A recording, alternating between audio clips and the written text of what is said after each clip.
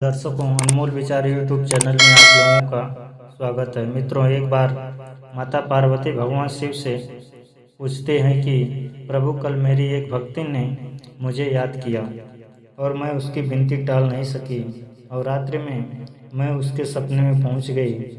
तो वह भक्तिन ने मुझसे 2 प्रश्न पूछे।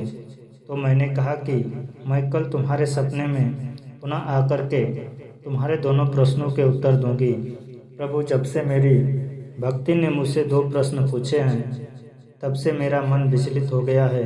अतः आप मुझे 2 प्रश्नों के उत्तर बताने की कृपा करें, जिससे मैं अपने भक्तिन को दोनों प्रश्नों का उत्तर दे सकूं। भगवान शिव कहते हैं, पार्वती, ठीक है, तुम दोनों प्रश्न बताओ। मैं तुम्हें दोनों प्रश्नों को बताने का पूरी कोशिश करूंगा। तो माता पार्वती कहती हैं कि प्रभु, मेरा पहला प्रश्न यह है, स्त्री के कौन से दिशा में पैर करके सोने से उसके पति की उम्र कम हो जाती है, वो भयंकर रोग से पीड़ित हो जाता है और गरीबी से पीड़ित हो जाता है। मेरा दूसरा प्रश्न है कि संतानें बुढ़ापे में माता पिता को क्यों ठुकरा देते हैं। भगवान शिव कहते हैं कि हे पार्वती, अब मैं तुम्हारे दोनों प्रश्नों के उत्तर एक कहानी के माध्यम से देता हूँ, मगर मेरी एक शर्त है कि कहानी को पूरी लगन भाव से सुननी होगी। तब माता पार्वती कहती है, ठीक है महादेव, मैं आपको वचन देती हूँ कि कहानी को पूरे लगन भाव से सुनूंगी। प्रभु, आप कहानी प्रारंभ कीजिए। तो दोस्तों, आपसे मेरी एक निवेदन है कि कहानी में आप कहीं खो न जाएं। उसके पहले आप हमारे चैनल को सब्सक्राइब जरूर कर लें और कहानी के अंत तक बने रहें, क्योंकि आधी अधूरी कहानी सुनने से आधा अधूरा ही ज्ञान प्राप्त होता है, जो जीवन में कभी काम नहीं आता। तो चलिए दोस्तों, कहानी को शुरू करते हैं। भगवान शिव कहते हैं कि हे पार्वती, एक नगर में एक वृद्ध महिला रहती थी। वो विधवा हो चुकी थी। उसका विधवा होना उसके पूर्व जन्म के कर्मों का फल था। इस जन्म में वो वृद्ध महिला लक्ष्मी जी की पूजा करने वाली थी। उस महिला के 2 पुत्र थे। दोनों का विवाह हो चुका था। बड़ा बेटा आलसी स्वभाव का और बहुत ही खराब था, और उसकी पत्नी भी स्वभाव की खराब थी। इस तरह उस वृद्ध माँ का बड़ा बेटा बूढ़ी माँ का हमेशा अपमान करता, उसे खाना नहीं देता, यहाँ तक कि उसकी पत्नी भी उसका बाल पकड़ कर के उस वृद्ध महिला की पिटाई भी करती थी।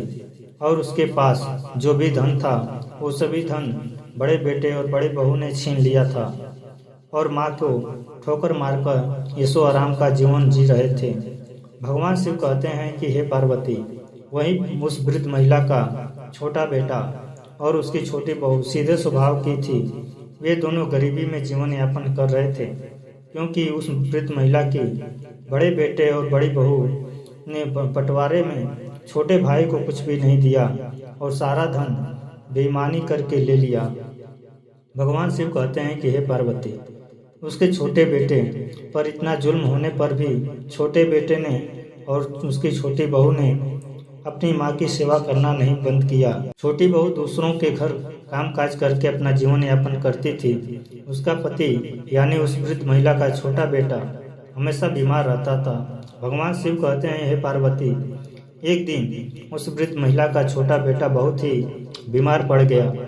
फिर उसकी पत्नी सुबह होते ही उसे इलाज के लिए दवाखाना ले गई, और उधर वो वृद्ध महिला बड़े बेटे और बड़ी बहू के पास खाना खाने के लिए गई, क्योंकि छोटी बहू दवा दिलाने के लिए गई थी और शाम हो गई और उस वृद्ध महिला को बड़ी जोर से भूख लगी थी।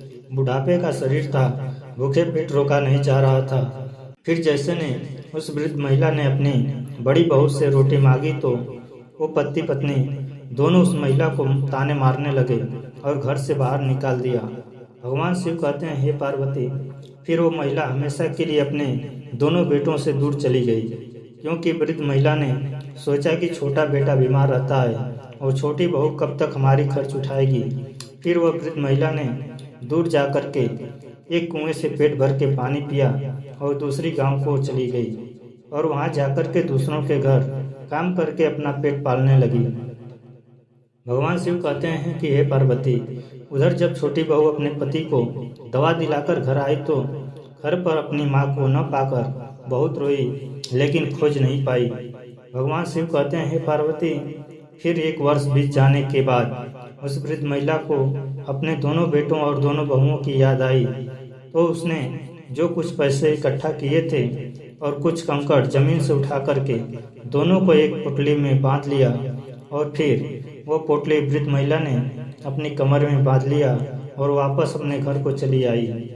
भगवान शिव कहते हैं कि हे पार्वती, 1 वर्ष बाद ही उस वृद्ध महिला को बीते हुए उसकी बहू ने देखा तो वो आश्चर्यचकित रह गई, और उसकी छोटी बहू एकदम से भागी और उसके पैरों पर गिर गई और गले लगकर खुशी से रोने लगी। उधर बड़ी बहू और बड़े बेटे की नज़र उस महिला के कमर में बंधी हुई पोटली पर पड़ी, तो वो दोनों सोचने लगे कि बुढ़िया बहुत धन कमाकर लाई है और इस पोटली में बांध लिया है। अब एक काम करो, सब बची खुशी रोटी इस बुढ़िया को खिलाने लगो और दिखावटी सेवा करती रहो, जिससे धन का बंटवारा हो सके, नहीं तो ये बुढ़िया सारा धन छोटे भाई को देकर चली जाएगी।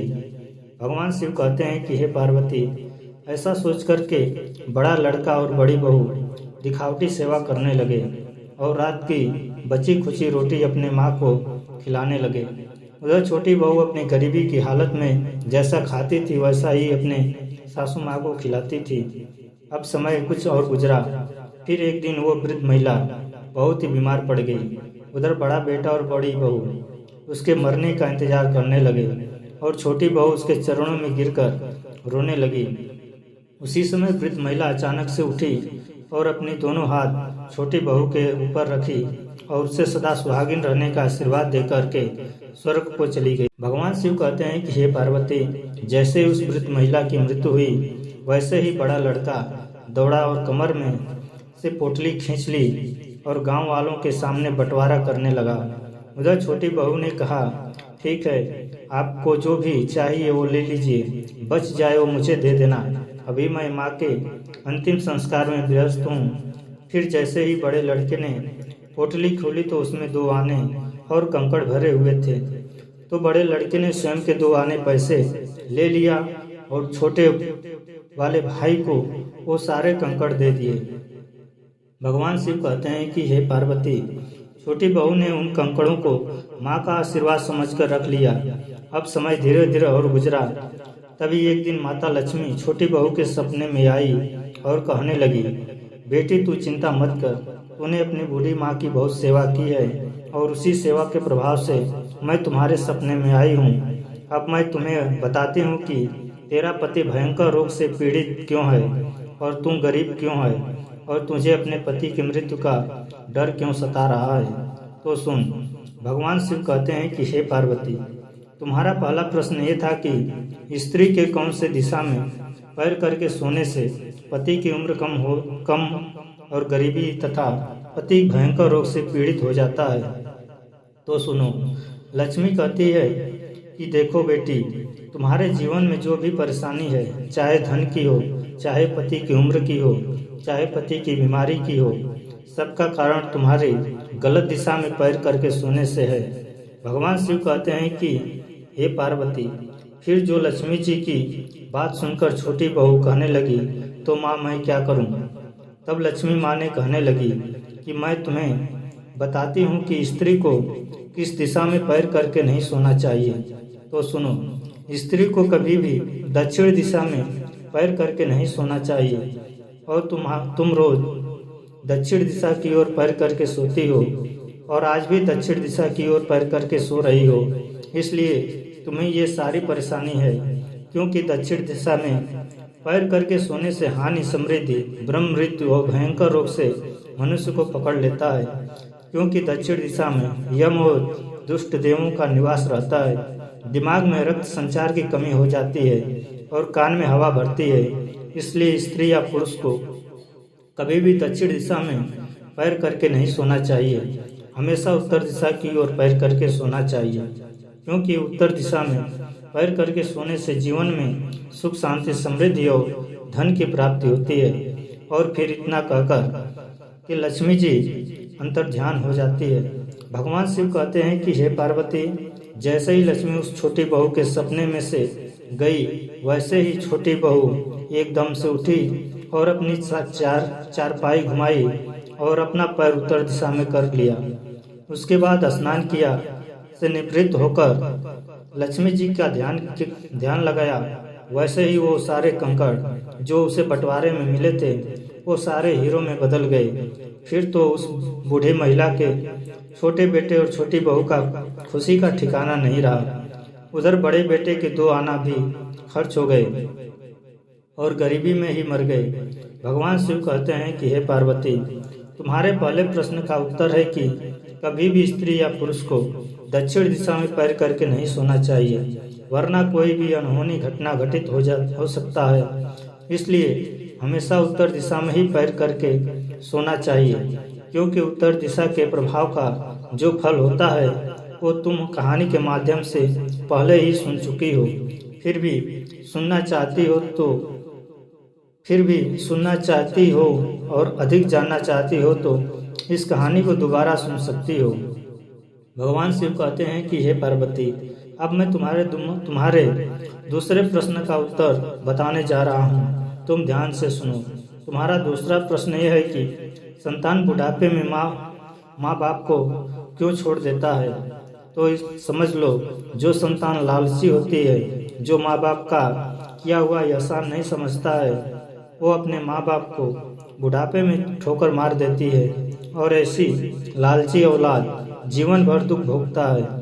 इसलिए बूढ़े माँ बाप की सेवा अवश्य ही करनी चाहिए, क्योंकि उनके एक आशीर्वाद से उस वृद्ध महिला के छोटे बेटे की तरह कंकड़ भी हीरे में बदल जाते हैं। इसलिए बूढ़े माँ बाप की सेवा करना कभी भी ना भूलें, क्योंकि जिस माँ बाप ने हमें इतना बड़ा शरीर दिया है उसका एहसान, उसका कर्ज कभी भी नहीं चुका सकते। इसलिए बूढ़े माँ बाप को कभी ना भूलें। तो दोस्तों, यह कहानी आप लोगों को पसंद आई हो तो प्लीज़ हमारे चैनल को सब्सक्राइब जरूर करें और भगवान शिव और माता पार्वती के लिए एक लाइक जरूर करें।